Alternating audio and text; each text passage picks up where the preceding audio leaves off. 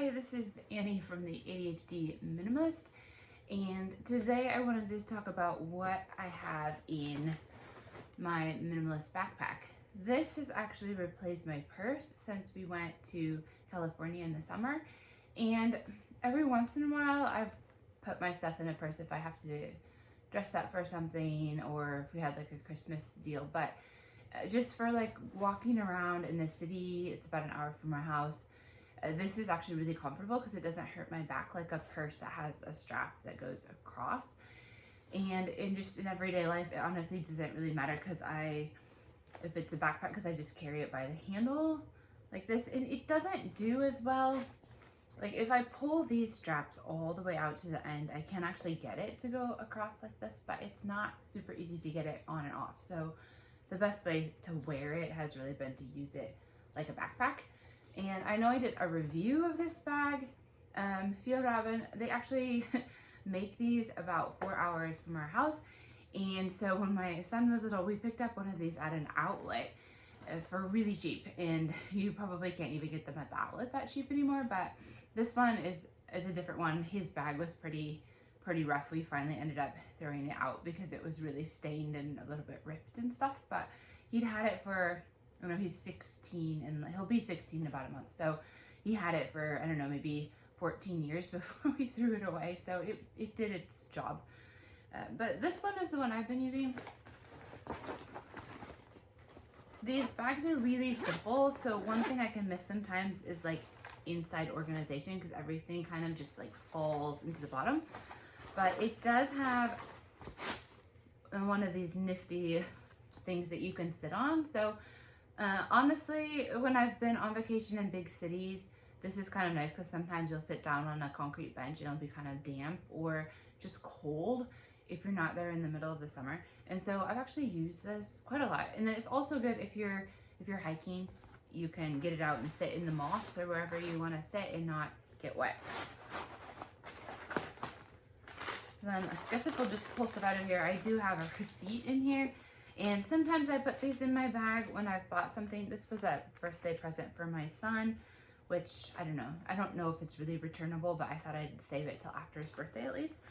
And I guess I can explain what I do with the receipts. Once I get these home, then I have a spot where I put receipts that are for purchases that I made for my family. So maybe I bought my daughter some pants and I'm not really sure if they fit, or maybe I've realized after a month sometimes that there was a defect on items and I wished I would have saved the receipt. So I've started making a pile of receipts that are for household purchases, and I'll just keep them for a while and then I'll sort of go through them and every few months and just throw away a bunch of them. But then I have a business. My husband has actually 2 businesses, so all the receipts for the businesses, we have to keep them somewhere else. So they have their own little box that they go in, and then eventually they get put in a folder and filed.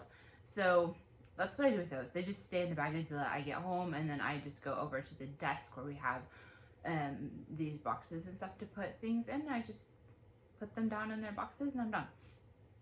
It's kind of cold here now, so I've been walking around with these gloves that you can touch your screen with. And I've also been feeling like I have low blood sugar sometimes. So nuts in my bag has been really helpful. Sometimes when I just forgot to eat a snack when everybody else ate a snack, because maybe here people, they eat like coffee, I don't know, coffee break maybe is what you call it in the States, but they call it fika. And a lot of times it's sweet things that they'll be eating at fika, and I don't always like to do that much sugar, so sometimes I need some nuts or something else just to substitute. And I have a thing of Altoids. Haven't eaten very many of these yet, but I bought these on our trip to the States, and I can't get these in Sweden, so they were just kind of a fun thing to have if I need good breath. This is one of my favorite bags, actually. It's one of these things that gets really big, but when you squish it in here, it's really small, so it doesn't take up much space. But you have to pay for shopping bags here now. So if I go to the grocery store, I have to pay for the bag. And even at like other retail stores where they sell clothes and stuff. So I have this enormous shopping bag that doesn't take up hardly any space, which is a really good thing. And so I'll put this back together later. Then of course I have my billfold with my debit cards and my driver's license and that sort of important information.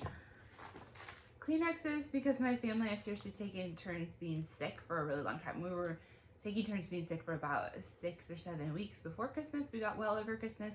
Then my husband and my middle daughter got sick over New Year's. So we actually stayed home and ate sushi and watched a movie on New Year's because not everyone was feeling well. But I've started to carry Kleenexes in my pocket. And let's see here. And this little pocket in the front, it's actually a little bit too small for my billfold, and I have a small billfold, so my billfold just kind of floats around. I can get it in the pocket. You can see there's the size. I can get my billfold in here. It's like this size, but it's just kind of hard to get it in and out. It just barely fits. Then I have some earphones with my iPhone adapter at the end. Sometimes I miss those old ports that just let all the headphones have the same port. Now this is empty, so zip that back up. And then the only other thing I have in here is this, which this is actually kind of a funny story. It's like, if you hit a wild animal, you need to call 112, which is kind of like 911 sort of in Sweden. But the thing was that my daughter and I were driving home from the city, which is about an hour away, and suddenly there was a big moose on the side of the road. It was a female, so it didn't have the big horns, but they're still really tall. And so I slowed down. I was like almost stopping, just sort of like rolling a little bit, and the moose was on the other side of the road, and I thought it was just gonna go run off into the forest, but it turned around and looked at the car and it came running towards us. And so it kind of hit us on the side and took off the side view mirror, and then it jumped on the hood, and this huge moose head hits the windshield on my daughter's side. Like, it's standing over here, but it's so big, there's kind of like falls over the front of the car, and the head hits where my daughter is sitting, and she starts freaking out. And this huge moose head then like sort of like goes across the windshield like this. The tongue is hanging out and it's like all greasy, and so like we couldn't even see out of the windshield when the head had like sort of like window wipers just like washed across the car. And then it sort of fell out on the asphalt and then it jumped up and ran off. And so my daughter and I just sort of sat there in shock. And honestly, like, the car did pretty well. The side view mirror on the door was ruined, and so the door had to be replaced. And then like one side panel, but it jumped on the top of the car and it didn't even get a dent in the top of the car. So I'm not really sure how that happened. Apparently a lot of people have like moose heads come through their windshield, which would be super scary. You could really hurt yourself, so we were really lucky. But the thing was, like, I didn't have anything to mark where the moose had hit the car. In the car, I could drive the car, so I didn't have to wait for a tow truck. So I had to drive all the way to the next gas station, which was a ways, I don't know, maybe 10 minutes or something, and buy one of these warning triangles and put it there. And then I was about 20 minutes of extra driving at that point, and it cost me about I don't know, $15 to buy the triangle thing, which I had to leave there, so I didn't get back.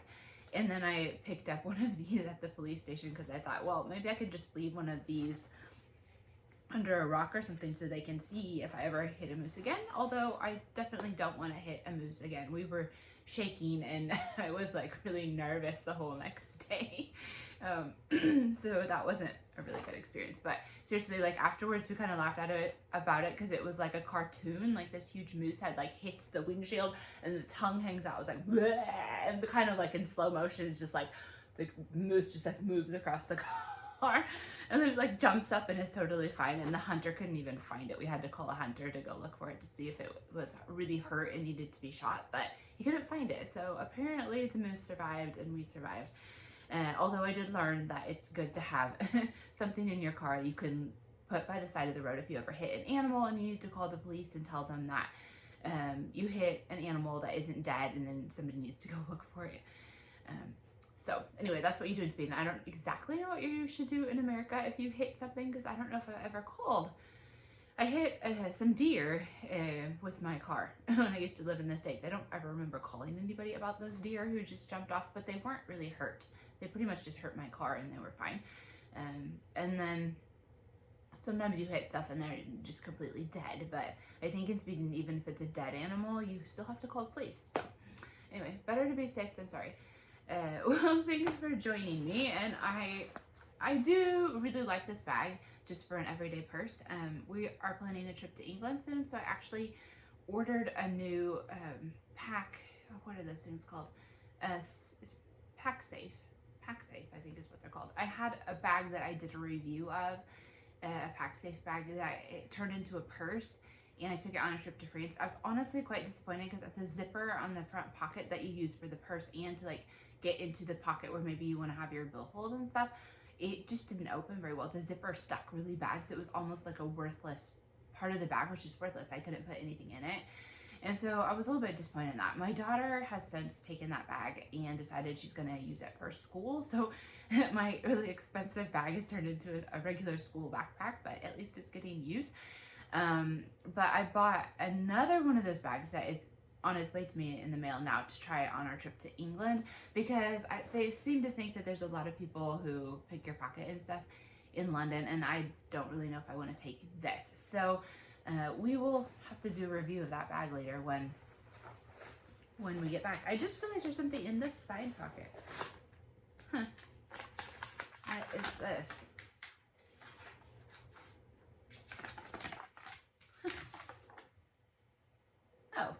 Apparently it was a note to buy something that must have been a while ago, because I already bought those things. So I think that was the last thing in this bag. But just for an everyday bag where when I'm at home, then I don't really worry about people stealing stuff out of my bag on the way to work. It's not that far. And I honestly used this bag in Los Angeles and it wasn't a problem. So I think like if you're talking about places where you know you're going to be in huge crowds, like I don't know, if I were going back to India, I would not use this bag. I would use like one of those splash proof bags that has locks and stuff. The same is kind of like my idea when we're going to London, that I don't know if I really feel safe going on the public transportation with just any old bag. So those kind of situations. If you're in a situation where you don't feel like people are going to be brushing up against you all the time, then this is a really great sort of purse slash day bag. I had a lot of stuff in here when we were in LA for the kids too, because sometimes the kids didn't have backpacks, and sometimes we put backpacks on the kids and they had their own water bottle and their own snacks on their back, which is nice. But I could put extra stuff for them in here and have all my stuff in here, and so it's the perfect size because it never gets too heavy. If I fill this up, it's still not too heavy for me to carry around all day, so that's a really great thing. So anyway, this Swedish Fjällräven, you have done a good job, I will say.